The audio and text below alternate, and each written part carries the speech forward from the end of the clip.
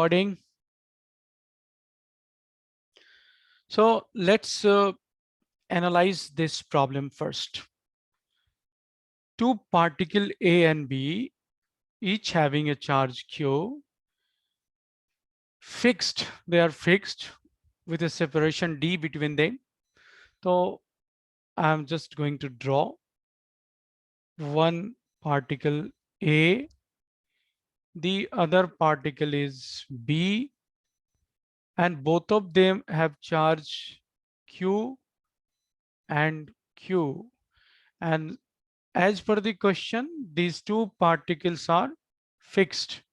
This is also fixed. So fixed means obviously it has to do something with Coulomb's law, because you remember Coulomb's law is applicable for two fixed charges, okay, and point charges. So here also it says that they are particles, means they are point charges, and the separation between them is equal to, it's given as equal to D. So I'll just draw the line joining the two charges, and I'll mark the distance between them being D. Okay, it's given. Now we'll go to the second sentence of the question. The second sentence of the question says a particle C having mass m. Okay, so remember it is having mass.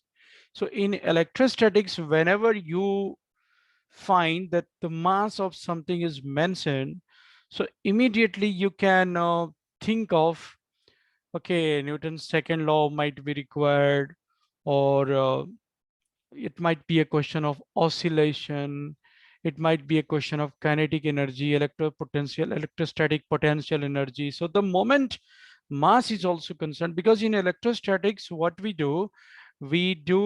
study the phenomena connected with charges at rest, but suddenly there is a mention about particle C, and it is having mass m and also having charge q. So somehow we get the hints that we will be considering gravitational as well as electrostatic or Newton's laws. So we'll just move ahead, kept at the midpoint of the line AB. So this is the midpoint of the line AB, and here the particle which is called C, particle C, particle is C, and its mass is m and its charge is q.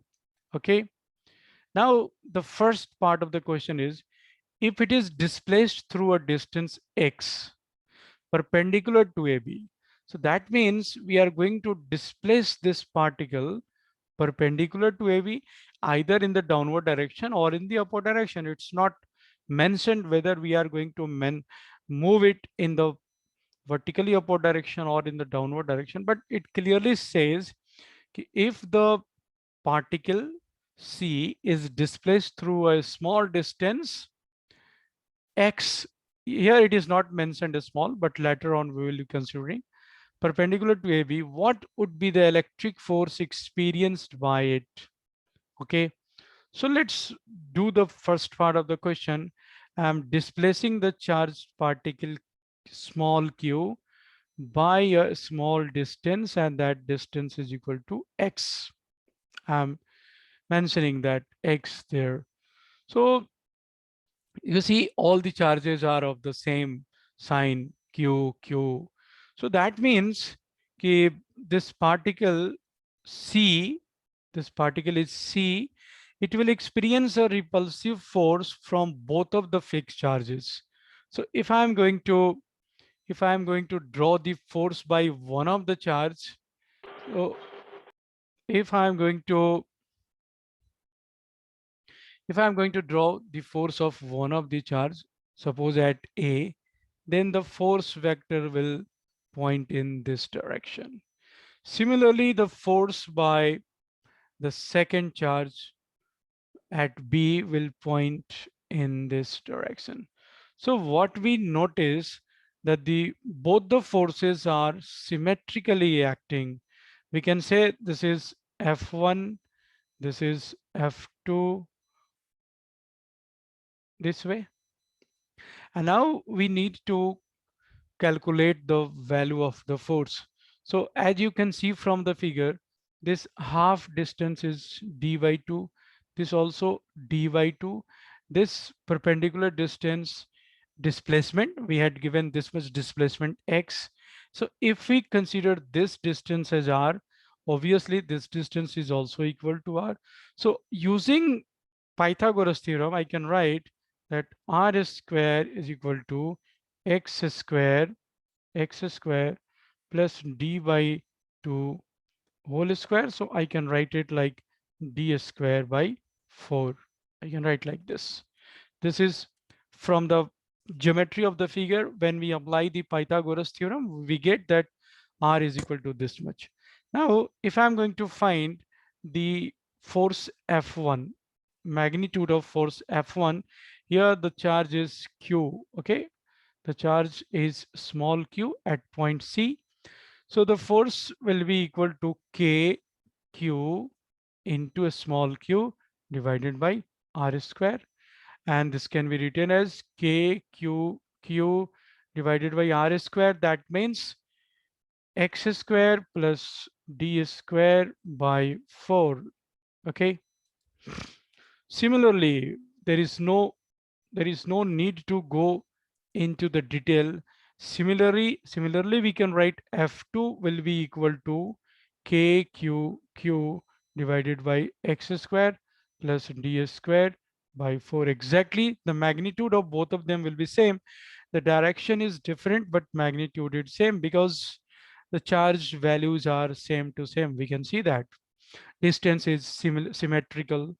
Okay, now the net force on this particle which is having mass m and charge is q, तो इसके ऊपर जो net force लग रहा है वो find out करने के लिए we have to find the components of these forces. तो अगर हम इस एंगल को मेंशन करें कि this angle is theta, similarly this angle will also be equal to theta. अगर मैं एक पैरेलल लाइन ड्रॉ कर दूं वहां पे, मैं यहाँ पे एक पैरेलल लाइन ड्रॉ कर देता हूँ, तो वहाँ पे एंगल सब क्लियर हो जाएगा. जैसे ही मैंने पैरेलल लाइन ड्रॉ किया, तो this parallel line is drawn parallel to A B. अब हम देख सकते हैं कि ये एंगल भी होगा थीटा, ये एंगल भी होगा थीटा. ओके, सो अगर इसको ऊपर की तरफ हम ड्रॉ करें ऐसे, तो व्हाट वी कैन फाइंड, इस ये जो फोर्स है, इस फोर्स का कंपोनेंट कितना होगा, इस फोर्स का कंपोनेंट हम कैसे निकाल सकते हैं. मुझे पता है कि हम लोगों ने इस फोर्स को पहले भी निकाला है. उसी तरीके से ये एंगल भी हम देख सकते हैं कि this angle is equal to theta. ऐसा कैसे, ये ग्रीन लाइन और ये ए बी एक दूसरे के पैरेलल हैं, तो इस एंगल के ये बराबर हो रहा है. सिमिलरली ये एंगल भी हो जाएगा थीटा. तो इस तरीके से व्हाट वी कैन डू कि इस तरफ जो कंपोनेंट है वो F1 cos थीटा है, और फिर इस तरफ F2 का जो कंपोनेंट है that is F2 cos theta है. ऊपर की तरफ दोनों का जो कंपोनेंट होगा वो F sin थीटा होगा. आप देख सकते हैं कि मैंने जानबूझ के F लिखा क्योंकि दोनों का मैग्नीट्यूड सेम है. तो इस दोनों के मैग्नीट्यूड को मैं F बोल सकता हूँ, इसके भी मैग्नीट्यूड को F बोल सकता हूँ. कंपोनेंट निकालने के लिए और या वेक्टर के टर्म्स में, जब when there is a vector we have to show different directions. So इधर की तरफ F cos थीटा, इधर की तरफ F cos थीटा, ये दोनों कंपोनेंट्स एक दूसरे को कैंसिल कर देंगे. लेकिन ये जो वर्टिकली अपवर्ड डायरेक्शन में जो दोनों के कंपोनेंट होंगे F sin थीटा, ये दोनों एक डायरेक्शन में हैं. तो therefore for finding the resultant we just have to add these two components. तो अगर मैं उस पार्टिकल पे मैं लिखने जा रहा हूं कि on net force on q, net electric force net electric force on C will be equal to 2k q divided by x square plus d square divided by 4 and यहाँ पे साइन थीटा का value निकला पड़ेगा। तो sine theta का value you can see from this figure will be equal to x divided by r। आप देखिए इस फिगर में देखेंगे या उस फिगर में देखेंगे तो sine theta is equal to x by r है, और r की जगह पे मैं क्या लिखूंगा फिर से x square plus D square by 4 root under. तो ये बड़ा फैमिलियर टाइप का एक्सप्रेशन आ रहा है, कई बार इस तरह के एक्सप्रेशन आ चुके हैं। तो अगर मैं इसको एक जगह समराइज करूं और यहाँ पे मैं लिखूं एफ नेट और वो भी इलेक्ट्रिकल जो उसके ऊपर लग रहा है, तो इसको मैं लिख सकता हूँ 2k/q(x) divided bye x square plus D square by 4, और इसका पावर मैं लिख सकता हूँ 3/2। तो वापस यहाँ पे आते हैं, क्वेश्चन को एक बार फिर से रीड करते हैं। If it is displaced through a distance x perpendicular to A B, what would be the electric force experienced by it?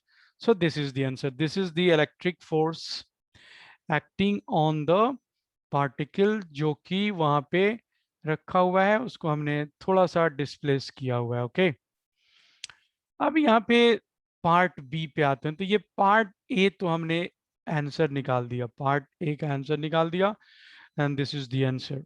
अब पार्ट बी की बात करें जो यहाँ से हम सॉल्व करने जा रहे हैं, उसमें लिखा हुआ है कि assuming that x is very very less than d, so that the force is perpendicular to x, under what condition will the particle under what condition will the particle C execute simple harmonic motion if it is released after such a small displacement? Find the time period. Okay, तो ये assuming that मुझे लगता है कि ये तो कहीं भी अगर थोड़ा सा बड़ा है या छोटा है, लेकिन इसमें एक जो कॉज है उसका हम लोग कैपेसिटर में दूर करेंगे, डिस्कशन करेंगे कि बहुत दूर जाने के बाद थोड़ा सा जो फ्रिंज इफेक्ट आता है उसकी बात यहाँ पे चले। अदरवाइज हमें ये शो करने की जरूरत नहीं, already from the figure it is clear कि this components are getting cancelled out and only the perpendicular जो जो कंपोनेंट है ये वाला वही उसके ऊपर एक्ट कर रहा है। अब ये सी की बात करें अगर हम लोग, या मतलब डी इज वेरी वेरी, ये भी लिख सकते हैं हम लोग, ये भी शो कर सकते हैं। मतलब बोल रहा है कि x is very very less than D, तो उस केस में इस डिनोमिनेटर में हम लोग x को नेग्लेक्ट कर सकते हैं। When x is very very less than D, तो d के कंपैरिजन में x का वैल्यू काफी छोटा है।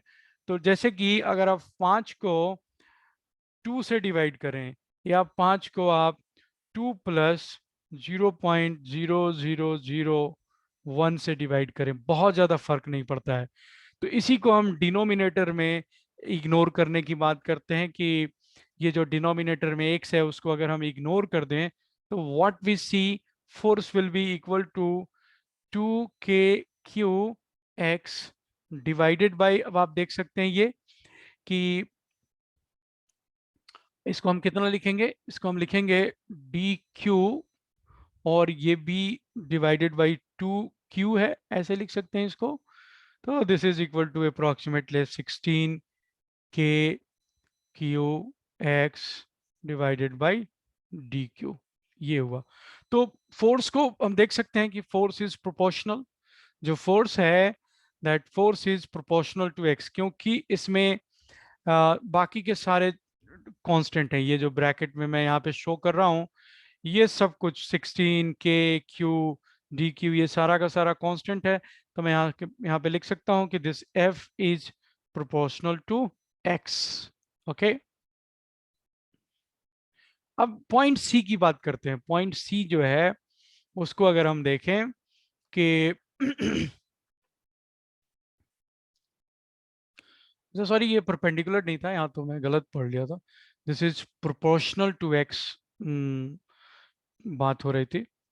तो under what condition will the particle C execute simple harmonic motion if it is release? तो उसके लिए कोई भी बहुत बड़ी बात नहीं है। हम सोच सकते हैं कि जब भी ऑसिलेशन होता है तो for oscillation there must be restoring force. मतलब जैसे ही हम पॉइंट सी से इस पार्टिकल को डिस्प्लेस करेंगे तो वो फोर्स नीचे की तरफ लगना चाहिए, तभी ये पॉसिबल है। तो ये कब पॉसिबल है? अगर मैं उसको बोलूं कि ये तभी पॉसिबल है जब ये पार्टिकल जो है माइनस क्यू चार्ज रखेगा।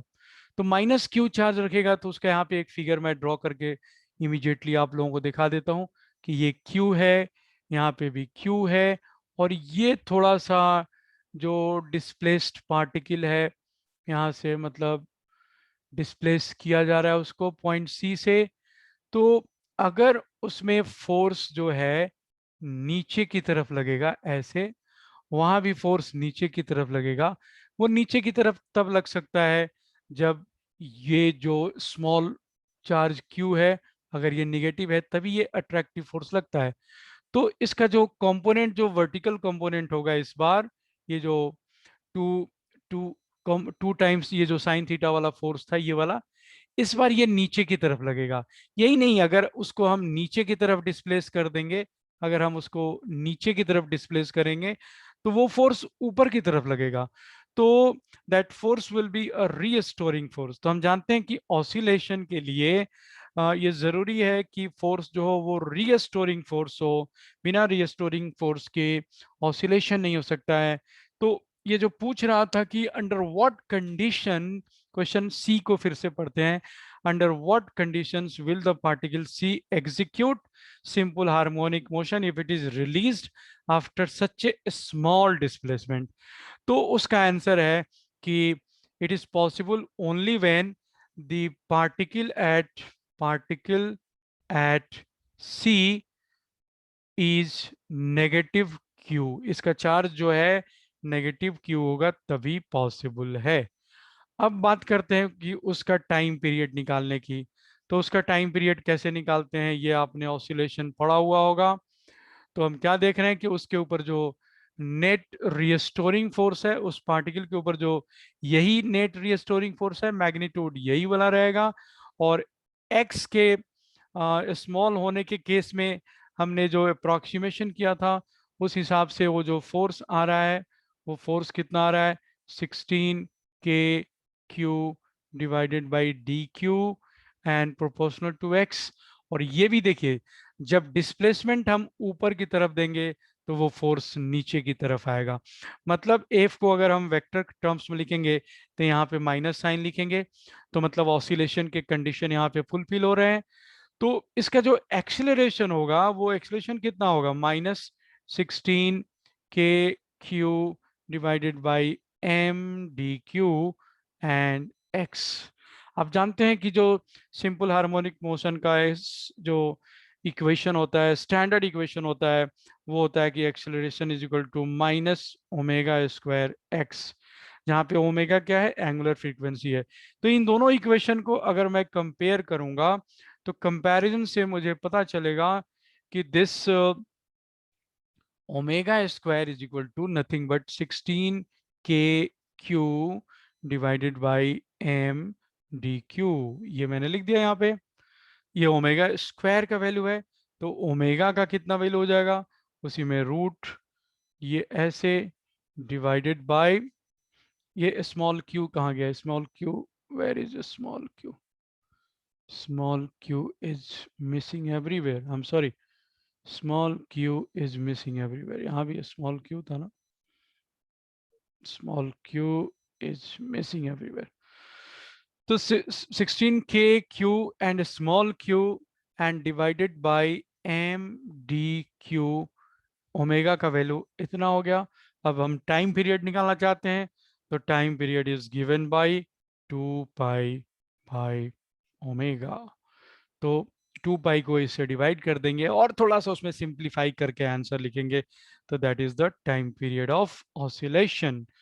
ओके, तो आई होप कि आपने समझ लिया है, और ये बड़ा ही स्टैंडर्ड क्वेश्चन है। ऐसे क्वेश्चंस ये अगर इस क्वेश्चन को देखें तो इसमें ऑब्जेक्टिव क्वेश्चन करके ये एडवांस में आ सकता है, मेंस में भी आ सकता है। और ये सिर्फ ये पूछने में कि ये वो ऑसिलेशन करेगा कि ऑसिलेशन नहीं करेगा, या नेगेटिव होगा तो ऑसिलेशन करेगा, पॉजिटिव करेगा, तो उसमें ट्रू फॉल्स करके सिंपल सिचुएशन बना के इसको नीट में भी पूछा जा सकता है। और बड़ा ही स्टैंडर्ड क्वेश्चन है। स्टैंडर्ड क्वेश्चन का मतलब होता है कि इरेस्पेक्टिव ऑफ इट्स पैटर्न हर एक स्टूडेंट को उस टाइप के क्वेश्चंस करने चाहिए। मतलब एग्जाम का पैटर्न चाहे जो भी हो, ये फंडामेंटल्स को क्लियर करने के लिए ये क्वेश्चंस करने होते हैं। तो आप देखेंगे कि सारा एग्जाम ऑब्जेक्टिव होता है, फिर भी सारे बुक्स में मटेरियल में सब्जेक्टिव क्वेश्चंस भी दिए रहते हैं, सॉल्व भी अनसॉल्व भी। ऐसा क्यों दिया होता है? कि they are the standard questions जो कि अपने कॉन्सेप्ट्स को क्लियर करने का हमें मौका देता है कि कॉन्सेप्ट किस तरह से अप्लाई किया जा रहा है।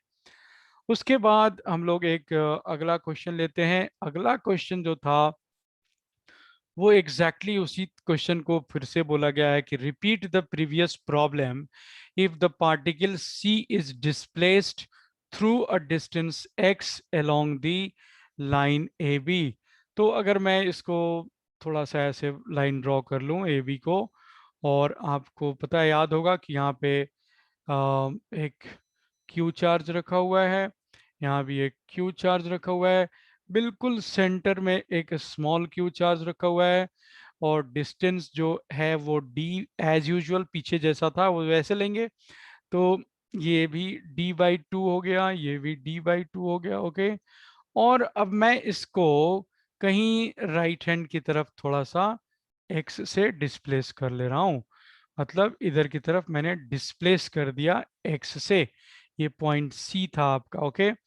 तो उस प्रॉब्लम को अभी हमने किया है, तो उसको देखते हुए आप इसको बहुत जल्दी माइंड में इसको सेटअप कर सकते हैं।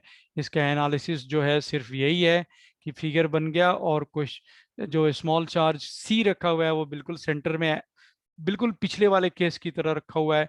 लेकिन डिस्प्लेसमेंट मैंने यहाँ पे राइट हैंड माना, लेफ्ट हैंड भी ले सकते हैं, कोई फर्क नहीं पड़ता है उसमें। ओके। तो अब उसके ऊपर फोर्स लिखने जा रहे हैं। तो उसके ऊपर जो एफ ए है, मतलब ए वाले चार्ज की वजह से जो फोर्स है वो कितना होगा? K q q divided by d/2 plus x का होल स्क्वायर होगा वो। क्योंकि देखिए ए वाले से उसका डिस्टेंस इंक्रीज हो गया। एफ बी की बात करें, मतलब force due to charge at B की बात करें, तो वो होगा k q q divided by d/2 minus x का होल स्क्वायर होगा वो। और आप जान सकते हैं कि ये एफ बी जो है वो एफ ए से बड़ा है। ऐसा क्यों? ये मैं कैसे कह सकता हूँ? बिल्कुल कॉन्फिडेंस के साथ कह सकता हूँ कि F B is greater than F A, क्योंकि देखिए ये स्मॉलर डिस्टेंस है, ये वाला जो डिस्टेंस है स्मॉलर है। तो अगर मैं नेट फोर्स निकालने की बात करूं, एफ नेट निकालने की बात करूं on point charge C. Okay. और ये हमने मान लिया हुआ है कि ये नेगेटिव चार्ज रखा हुआ है। और देखते हैं इसको, मतलब इसका भी सेम कंडीशंस देखना है कि ऑसिलेशन होगा कि नहीं होगा। ओके। तो अब हम लोग इसको देखने जा रहे हैं कि नेगेटिव चार्ज है कि पॉजिटिव चार्ज है, यहाँ पे कंसीडर करेंगे। ओके। फिलहाल मैंने देखा कि ये थोड़ा सा डिस्प्लेस करने के ऊपर अभी हम लोग अभी एज्यूम नहीं करते हैं कि वो नेगेटिव है कि पॉजिटिव हो, वो एनालिसिस से पता चलेगा। ओके। तो एफ नेट निकालने के लिए मुझे क्या करना पड़ेगा? F B minus F A करना पड़ेगा। तो अगर मैं उस तरीके से करने जा रहा हूँ, तो यहाँ पे मैं लिखने जा रहा हूँ एफ बी जो भी है कॉमन उसको बाहर लिखते हैं, और ब्रैकेट में लिखेंगे d/2 माइनस एक्स का whole square minus 1/d/2 plus x का होल स्क्वायर। ओके। और इसको अब सिंप्लीफाई करके मैं यहाँ पे इस स्पेस का यूज करने वाला हूँ। तो वो फोर्स जो एफ नेट है, ऐसे एफ नेट जो है वो कितना होगा? K Q small Q, and bracket में जो भी है उसको सिंप्लीफाई करना है खाली, ऐसे square minus d/2 minus x का होल स्क्वायर डिवाइडेड बाई, अब डिनोमिनेटर में आप जानते हैं कि ये dy2 square minus x square और उसका भी स्क्वायर आएगा। ये अलजेब्राइक एक्सप्रेशंस को सिंप्लीफाई करने आपको आना चाहिए। कल जैसा ही एक्सप्रेशन आया हुआ है, पहले तो इन दोनों को जो ब्रैकेट में है उनको मल्टीप्लाई करेंगे, तो dy2 का होल स्क्वायर माइनस एक्स का होल स्क्वायर और फिर उसका स्क्वायर हो जाएगा यहाँ पे। ओके, तो अब फर्दर सिंप्लीफिकेशन करते हैं, तो आप देखिए जो न्यूमरेटर है वो क्या हो जाता है, वो भी डायरेक्ट फार्मूले के ऊपर है, हो जाता है 4 × d/2 × x, ये हो जाता है। जैसा कि एक स्टैंडर्ड फार्मूला है कि a plus B whole square minus A minus B का whole square this is equal to 4ab होता है। ये स्टैंडर्ड फार्मूला है अलजेब्रा का और वो फैक्टराइजेशन वाले चैप्टर में आता है। तो हम इसको डायरेक्टली उस फॉर्मूले के ऊपर लिखने जा रहे हैं और नीचे अगर वो कंडीशन में अप्लाई कर दूं कि this x is very very less then d, अगर वो कंडीशन यहीं पे डायरेक्टली अप्लाई कर दूं तो आप देखिए ये कितना हो जाएगा, ये ये d का पावर 4 डिवाइडेड बाई 2 का पावर 4 ऐसे हो जाएगा। मैंने डायरेक्टली लिख दिया। अब यहाँ पे इस 2 से ये कैंसिल होके 2 हो रहा है, इस ये d है तो उस d से यहाँ पे एक d ये आपका कैंसिल होगा, एक d यहाँ पे, तो ये 3 बन जाएगा यहाँ पे। तो अल्टीमेटली मैं यहाँ पे लिख रहा हूँ k q q, ऊपर वहाँ पे आपका ये 2 से कैंसिल होके 2 आ रहा था, तो इंटू 2 इंटू एक्स मैंने लिख दिया और नीचे यहाँ पे मैं लिखने जा रहा हूँ d का पावर क्यूब और ये 2 का पावर 4 है तो 16 है, तो ये सब कुछ ऐसे ऊपर मैं 16 ऐसे मल्टीप्लाई करके लिखने जा रहा हूँ। ये सब जो मैं कैलकुलेशंस कर रहा हूँ दैट माइट बी चेक्ड, और हो सकता है क्योंकि हम लोग तेजी से कर रहे हैं तो थोड़ा एरर हो सकता है, मिस्टेक्स हो सकता है।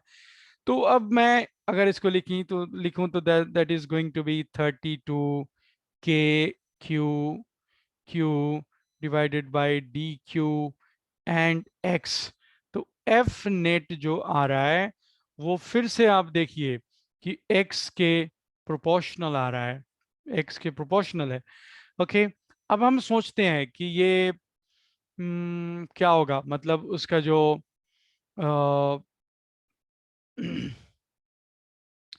ऑसिलेशन करेगा कि नहीं करेगा, ये बात जानते हैं। अब आप देखिए अगर ये नेगेटिव चार्ज होगा, सपोज दैट, तो ये फोर्स तो ज्यादा है, ये और भी अपनी तरफ खींचते चला जाएगा उसको, है ना।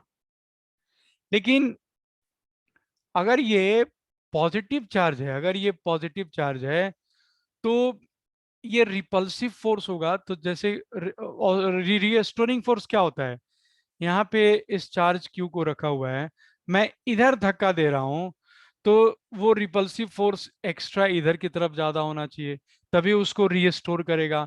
या अगर मैं इधर की तरफ इसको धक्का दूंगा तो रीस्टोरिंग फोर्स जो नेट फोर्स यहाँ पे आ रहा है वो वापस दूसरी तरफ होना चाहिए। तो इस वाले केस में ऑसिलेशन तभी पॉसिबल है जब ये पॉजिटिव हो, और प्रीवियस केस में ऑसिलेशन तब भी पॉसिबल था जब ये नेगेटिव चार्ज हो।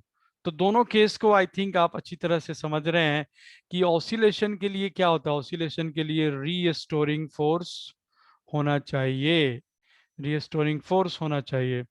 तो रीस्टोरिंग फोर्स कब होगा, जब डिस्प्लेसमेंट के ऑपोजिट एक्स्ट्रा फोर्स डेवलप हो।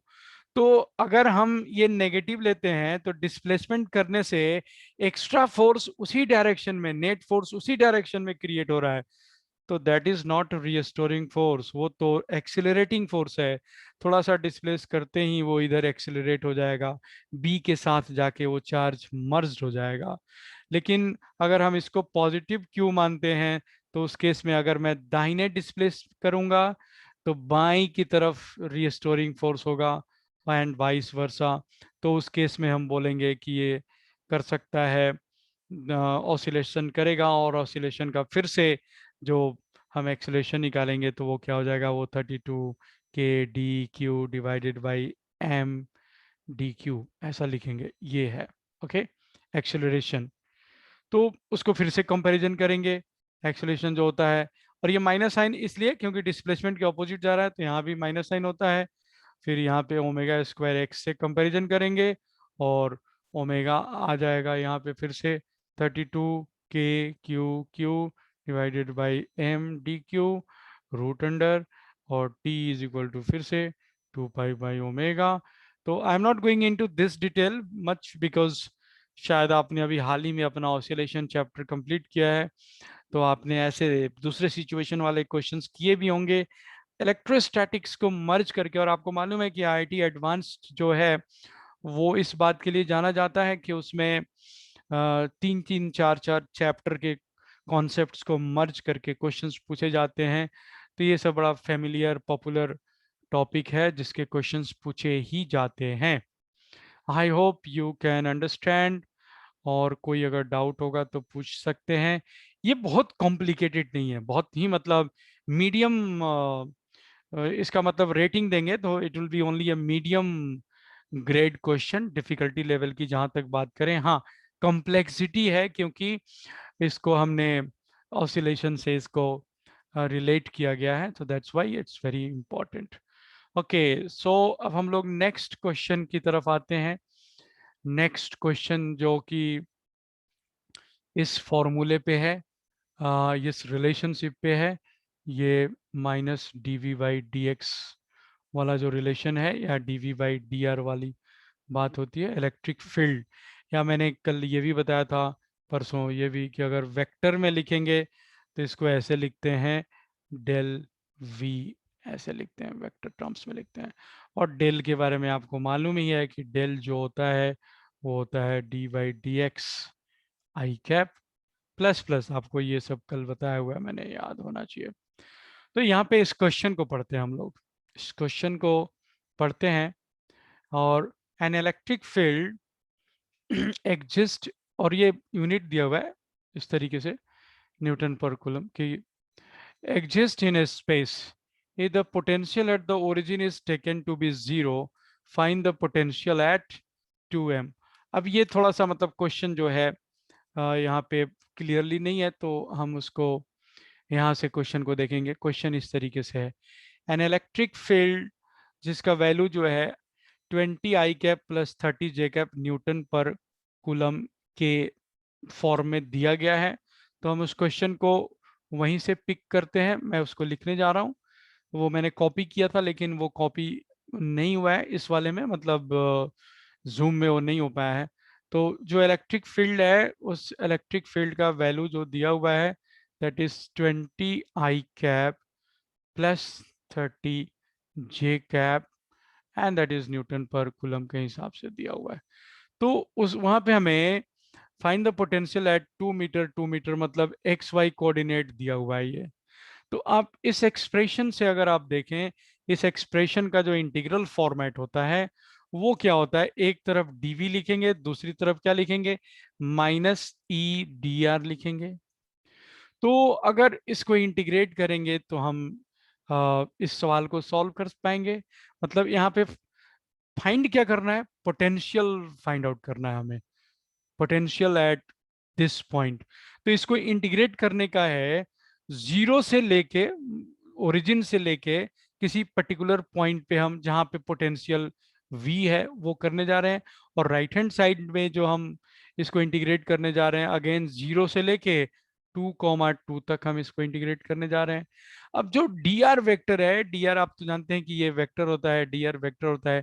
तो डी आर वेक्टर जो होता है 3 डायमेंशंस में होता है डी एक्स आई कैप प्लस डी वाई जे कैप प्लस डी जेड के कैप, ऐसा होता है। अगर सिर्फ 2 डायमेंशंस है तो डी आर का मतलब हो गया डी एक्स आई कैप प्लस डी वाई जे कैप, तो ही है। तो यहाँ पे सिर्फ एक्स वाई वैल्यू दिया हुआ है, तो हम इसको इंटीग्रेट करेंगे तो ये इंटीग्रल एलएचएस जो इंटीग्रल है आपका, it is simply V, V at the point where V it is required. और इधर का जो इंटीग्रल है आप देखिए, ई का वैल्यू लिखने जा रहा हूं मैं 20 आई कैप प्लस 30 जे कैप, ऐसे लिखा मैंने। और यहाँ पे डॉट मैं एक लिखने जा रहा हूँ, और एक फिर उसके बाद क्या लिखने जा रहा हूँ यहाँ पे मैं, ये डी एक्स आई कैप प्लस डी वाई जे कैप यहाँ पे लिखने जा रहा हूँ। तो इसका फर्दर जब इसको ओपन करेंगे तो ये क्या हो जाएगा, पॉइंट्स जो था 0 0 0 0 से 2 2 था, ये 0 0 था ऐसे। मतलब इसमें देखिए एक्स एंड वाई का वैल्यू इकट्ठे लिखा हुआ है। तो जब इसको एक्सपैंड करेंगे तो आप ये क्या होगा, ये 20 dx इंटीग्रल 0 से 2 प्लस 30 dy इंटीग्रल 0 to 2। मतलब अब इसका प्रॉपर वैल्यूज जो है x का और y का मैंने अलग अलग लिख दिया, x के साथ x का, y के साथ y का वैल्यू लिख दिया। अब ये माइनस साइन ऐसे रहेगा, ये कितना हो जाएगा 20 × 2 प्लस ये कितना हो जाएगा 30 × 2। ये बेसिक इंटीग्रेशन है, बहुत सिंपल इंटीग्रेशन है। तो अगर हम इसको देखें तो this is going to be -100 volt. This is the answer. तो अगर मैं एक बार फिर से एक्सप्रेस करूं, आप देखिए ये वन डायमेंशनल एक्सप्रेशन दिया हुआ है। जो इसका थ्री डायमेंशनल एक्सप्रेशन होता है वो ये होता है कि E is equal to minus del, ये ऐसे V इस तरीके से है। तो रिवर्स इंटीग्रेशन वाला अगर हम फॉर्मूला लिखें तो dv is equal to minus integral of E dr, ऐसे होता है। तो तीनों वैल्यूज दिए हुए हैं, मतलब अगर थ्री डायमेंशनल केस इसमें हो सकता है कि z का भी वैल्यू दिया हुआ होता कि हम किस पॉइंट से किस पॉइंट तक ले जा रहे हैं। तो इसी तरीके से इसको इंटीग्रेट करके हम निकालेंगे। कल मैंने एक प्रॉब्लम बताया था इसका रिवर्स में, मतलब जब पोटेंशियल फंक्शन दिया हुआ था और इलेक्ट्रिक फील्ड निकालना था, तो उसमें डिफ्रेंशिएट करते हैं। और अगर इलेक्ट्रिक फील्ड वेक्टर दिया हुआ है और पोटेंशियल हमें मालूम करना है तो उसको इंटीग्रेट करके निकालेंगे। तो सो मैंने ऐसा इंटीग्रेट करके निकाला यहाँ पे। और आपको थोड़ी प्रैक्टिस करनी पड़ेगी इंटीग्रेशन की, डिफरेंशिएशन की। So let's come to another question. और आई होप कि ये क्वेश्चन शायद कंप्लीटली लिखा हुआ है। ओके तो यहाँ से हम लोग देख सकते हैं इस पेज पे ये लिखा हुआ है, the electric potential existing in space is V X Y Z, और तीनों का फंक्शन है वो एक्स वाई जेड का फंक्शन है, X Y Y Z plus Z X. Find the expression for the electric field if A is given, A का value दिया हुआ है, find the magnitude of the electric field at इतना। तो अब इस क्वेश्चन को हम करने की कोशिश करते हैं। यहाँ पे आप देखिए potential is given a into x y plus y Z plus Z x, ये दिया हुआ है। तो E का वैल्यू मैंने बताया था, E का वैल्यू कैसे होगा, E is equal to minus del V, ऐसा। तो मतलब कहने का मतलब होगा कि इसका पार्शियल डेरिवेटिव निकालना होगा, इसका पार्शियल डेरिवेटिव। तो अगर आप इसका पार्शियल डेरिवेटिव निकालेंगे तो वो कैसे आएगा, इस पूरे का पहले मैं x के साथ डिफरेंशिएट करने जा रहा हूँ। यहाँ पे मैं दिखा दे रहा हूँ करके, इसका मैं निकालने जा रहा हूँ dv/dx। ओके तो पहला टर्म देखिए यहाँ पे एक्स वाई है। तो अब आपने यू वी वाला फॉर्मूला याद किया होगा कि डी यू वी अगर होता है तो इसको क्या लिखते हैं, v d u plus u d v. मतलब पहले हम इस पहले को वाले फंक्शन को डिफरेंशिएट करते हैं, फिर बाद वाले को डिफरेंशिएट करते हैं। तो यहाँ पे जब मैं इस पूरे एक्सप्रेशन को डिफरेंशिएट करने जा रहा हूँ तो पहले तो सिर्फ इस वाले टर्म को डिफरेंशिएट करूंगा। तो मैं लिखूंगा dx/dx into y plus x into dy/dx। और इस दूसरे टर्म में तो ना एक्स एक्स है ही नहीं है, तो वो प्लस जीरो हो जाएगा। तीसरे टर्म में अगर मैं आऊं तो वो क्या होगा, D Z by d x into x plus Z into D x by d x. देखिए ये मात्र डिफरेंशिएशन का खेल है, और मे बी कि जो अपने नीट वाले बच्चे हैं उनको थोड़ी मुश्किल हो रही होगी, लेकिन इंजीनियरिंग वाले बच्चे जो हैं, जो पीसीएम पढ़ते हैं, उनके लिए ये बिल्कुल दाहिने बाएं हाथ का खेल है। मैं इस फंक्शन को डिफरेंशिएट कर रहा हूँ, और पहले मैं सिर्फ एक्स के रेस्पेक्ट में डिफरेंशिएट कर रहा हूँ इस टोटल को। तो उस टोटल में भी तीन टर्म है, तो तीनों टर्म को वन बाई वन मैंने पहला टर्म, दूसरा टर्म और तीसरा टर्म को अभी सिर्फ एक्स के रेस्पेक्ट में डिफरेंशिएट कर रहा हूँ। तो अब देखने जा रहा हूँ कि क्या आया है। देखिए यहां से सिर्फ y मिलेगा। ओके, यहां से क्या मिला आपको, यहाँ से y को तो कांस्टेंट टर्म करना है, जीरो मिला, तो वहां से y मिला। दूसरे वाले में आ जाए तो वो तो टोटल जीरो था, यहाँ पे ये टर्म जीरो है, यहाँ पे ये सिर्फ सिर्फ z है। तो पहले वाले डिफरेंशिएशन से हमें y प्लस जेड मिला। दूसरे वाले टर्म से अगर हम देखेंगे तो उसी तरीके से देखिए, x के रेस्पेक्ट में डिफरेंशिएट किया था तो वाई जेड मिला था। फिर अगर हम उसको dv को अगर हम डी वाई के रेस्पेक्ट में डिफ्रेंशिएट करेंगे तो ओबियस है वहां पे एक्स जेड मिलेगा। फिर उसके बाद अगर हम उसको d v by d z करेंगे तो आप देखिए उसमें हमें एक्स प्लस वाई मिलेगा। तो इस तरीके से ये इस क्वेश्चन का जैसे यहाँ पे ये आंसर जो लिखा हुआ है, देखिए ऐसा आंसर लिखा हुआ है ऐसे। जब मैंने x के रेस्पेक्ट में डिफरेंशिएट किया था तो y प्लस जेड मिला था। तो इस इलेक्ट्रिक फील्ड का जो वैल्यू लिखूंगा मैं, a तो अभी बाहर का बाहर कॉमन ही रखूंगा, और बड़े से ब्रैकेट में मैं लिखूंगा y प्लस जेड इंटू आई कैप प्लस दूसरा वाला x प्लस जेड यहाँ पे जे कैप एंड प्लस यहाँ पे x plus y k cap. ये हुआ इलेक्ट्रिक फील्ड का वैल्यू, और उसमें बोल रहा था कि ये ए का वैल्यू जो है 10 है, और फिर ये y plus z i cap plus x plus z j cap plus x plus y k cap, ऐसा ये वैल्यू है। और इसमें पॉइंट्स का वैल्यू दिया हुआ है, देखिए सब वन है, सबका सब वन है। तो ये कितना हो जाएगा, 10, यहाँ पे ये 2 आई कैप हो जाएगा, फिर यहाँ पे 2 जे कैप हो जाएगा, फिर 2 के कैप हो जाएगा। तो ये कितना हो जाएगा, -20 आई कैप प्लस 20 जे कैप प्लस 20 के कैप। ये ऐसा, ये इसका फाइनल आंसर होगा। और इस क्वेश्चन में ये भी पूछ रहा था कि find the magnitude of electric field eight.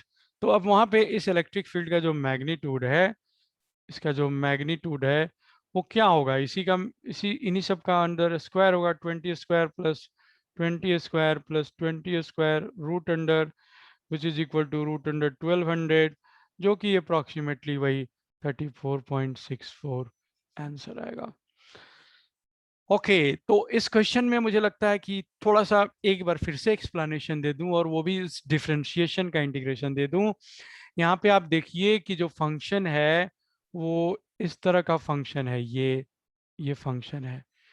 तो मैं सबसे पहले dv बाई डी एक्स निकालने जा रहा हूँ। तो जब dv बाई डी एक्स निकाल रहा हूँ तो इस पूरे फंक्शन को, इस पूरे को मुझे x के रेस्पेक्ट में डिफरेंशिएट करना है। तो पहले सिर्फ इतने को डिफरेंशिएट किया, देखिए तो उसको भी दो पार्ट में किया गया। उसमें पहले x को डिफरेंशिएट किया गया, फिर y को डिफरेंशिएट किया गया। लेकिन जबकि क्योंकि ये पार्शियल डिफरेंशिएशन है तो y तो कांस्टेंट है, तो ये जीरो हो जाएगा। इसलिए यहां से जो बचेगा वो सिर्फ क्या बचेगा, y बचेगा। यहाँ पे y z दोनों कांस्टेंट है, तो दूसरे टर्म का दोनों का जीरो हो गया। तीसरे टर्म में देखिए, पहले z को डिफरेंशिएट किया तो ये जीरो हो जाएगा, लेकिन यहाँ पे ये सिर्फ z बचेगा। तो यानी कि जब x के रेस्पेक्ट में डिफरेंशिएट कर रहे हैं तो सिर्फ क्या बच रहा है वहां पे, जब हम सिर्फ x के रेस्पेक्ट में डिफरेंशिएट कर रहे हैं तो y प्लस जेड बच रहा है, x नहीं बच रहा है। उसी तरीके से जब y के रेस्पेक्ट में डिफरेंशिएट करेंगे तो उसमें y नहीं बचेगा, x z बचेगा। फिर जब z के रेस्पेक्ट में करेंगे तो उसमें z नहीं रहेगा, x प्लस वाई। इसलिए मैंने ये सिमेट्रिकली फटाफट ये आंसर को लिख दिया, और फाइनली जो ये ई का वैल्यू लिखना था मुझे, तो वो इस तरीके से मैंने लिख दिया।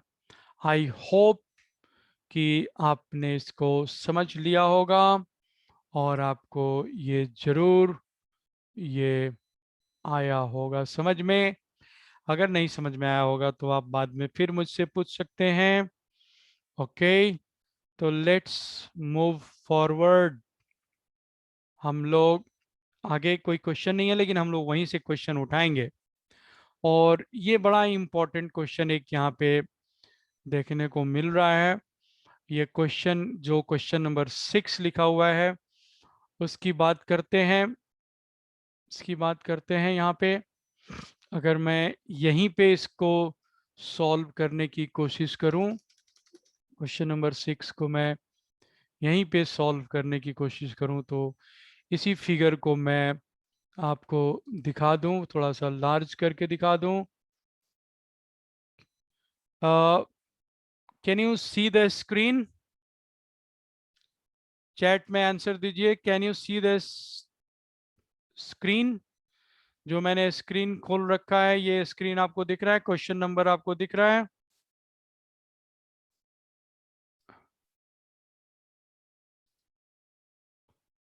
ये क्वेश्चन नंबर आपको दिख रहा है? नहीं दिख रहा है? ठीक है, तो मैं इसको शेयर करता हूं। Just a minute, just a minute, just a minute.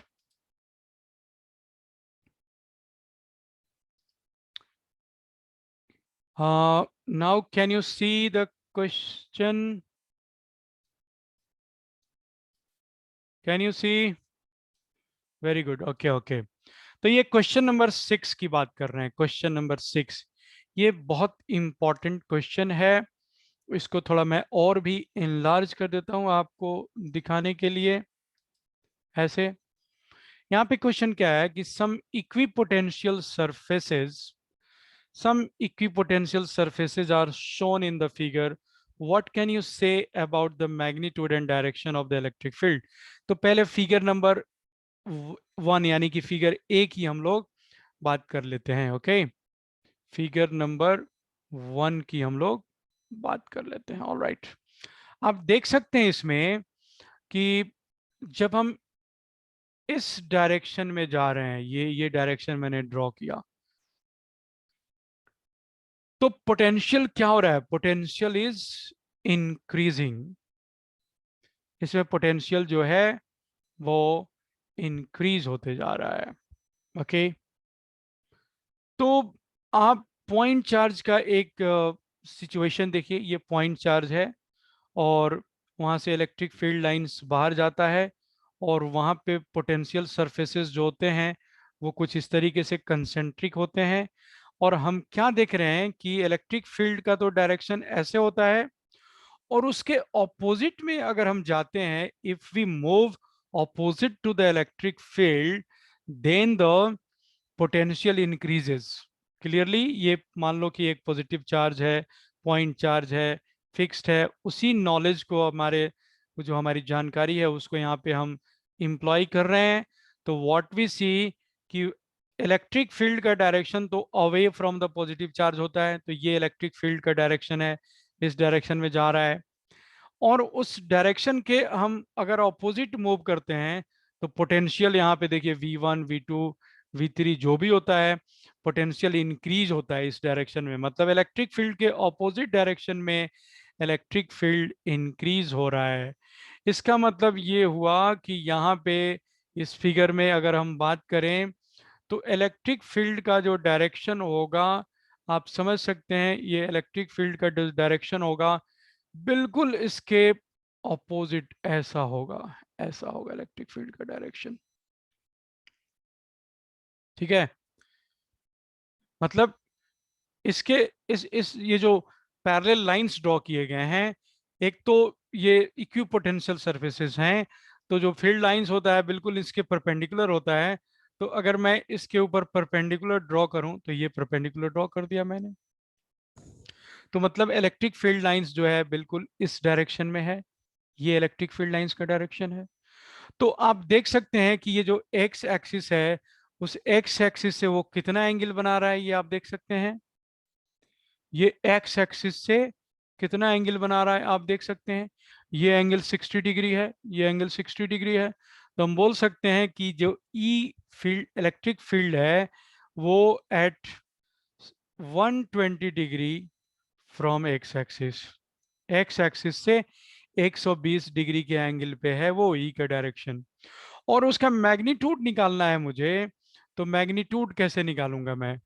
उसका मैग्नीट्यूड निकालना है तो देखिए, ये जो ये जो आपका पाथ है, या यहाँ से एक परपेंडिकुलर ड्रॉ कर दूं मैं, यहाँ से एक परपेंडिकुलर ड्रॉ कर दूं, तो इस डायरेक्शन में हम जा रहे हैं। तो 10 वोल्ट से 20 वोल्ट हो जा रहा है। मतलब एक लाइन से अगर दूसरे लाइन पे मैं पहुंच जाता हूं, तो what is del V? Del V is equal to how much? 10 volt increase हो जा रहा है। और अगर मैं एक लाइन से दूसरे लाइन पे जा रहा हूं, तो वो डिस्टेंस कितना मैं जा रहा हूं वो कैसे पता चलेगा? तो मैं ये छोटा सा जो ट्रायंगल है वो ड्रॉ करता हूं। देखिए, ये एक्स एक्सिस का पार्ट मैंने यहाँ पे ड्रॉ किया, और ये जो मैंने परपेंडिकुलर लाइन ड्रॉ किया था वो मैं ड्रॉ कर रहा हूँ, और ये पैरेलल लाइन मैं ड्रॉ कर रहा हूँ। ये 10 सेंटीमीटर है, ये 10 सेंटीमीटर है। ये एंगल 60 डिग्री है। ओके, मुझे ये वाला डिस्टेंस पता करना है, तो इसको मैं ऐसे लिखूं कि ए बी सी है। ए सी इज गिवन, यहाँ पे देखिए इस फिगर को देखिए, यहाँ पे 10 सेंटीमीटर, 20 सेंटीमीटर, 30, 40 सेंटीमीटर्स में दिया हुआ है। तो वो डिस्टेंस जो है इस पॉइंट से लेके इस पॉइंट का डिस्टेंस दिया हुआ है। लेकिन मुझे ये परपेंडिकुलर वाला डिस्टेंस चाहिए, ये परपेंडिकुलर वाला डिस्टेंस जो ए बी है वो चाहिए।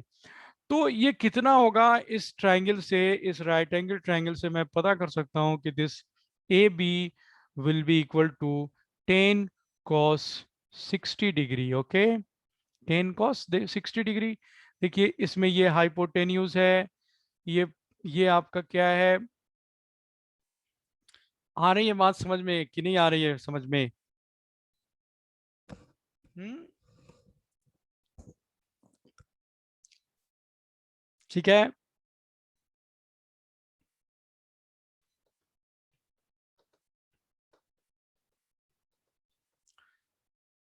ये एंगल देखिए इस तरीके से। तो इस तरीके से हम ये कैलकुलेट करके निकाल सकते हैं कि ये जो अपना डिस्टेंस है, ये जो डेल 10 सेंटीमीटर है।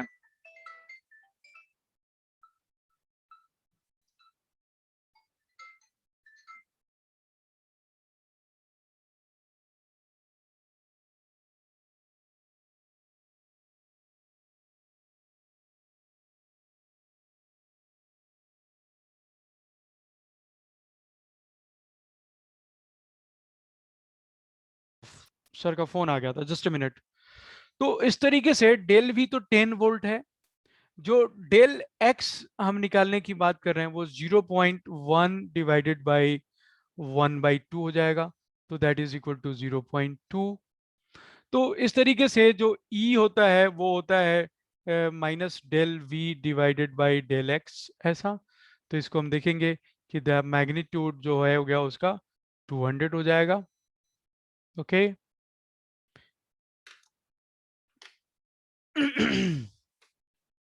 अगर ये क्वेश्चन समझ में नहीं आया होगा तो वी कैन डिस्कस आफ्टर।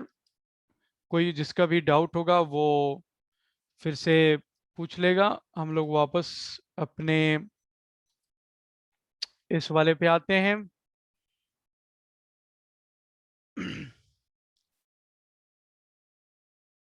अगर मैं एक और क्वेश्चन की बात करूं तो यहाँ पे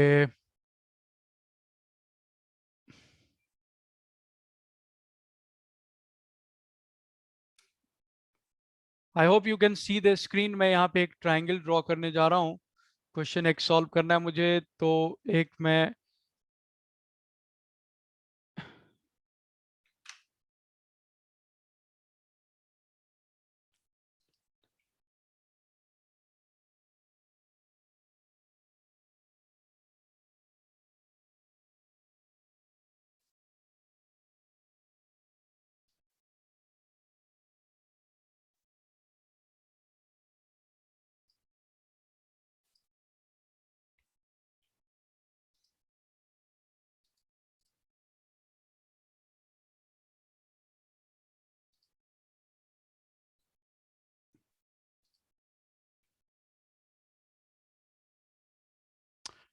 ओके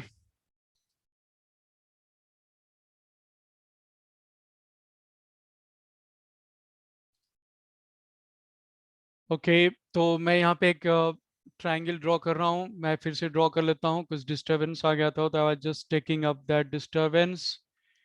यहाँ पे एक ट्रायंगल है जो कि इक्विलेटरल ट्रायंगल है। ये डिस्टेंस ए है, ये डिस्टेंस ए है।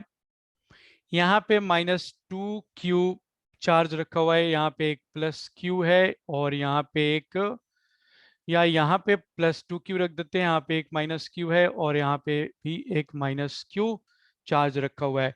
क्वेश्चन है, question is find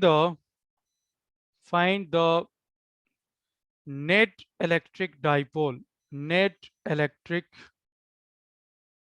dipole moment, find the net electric dipole moment of the system.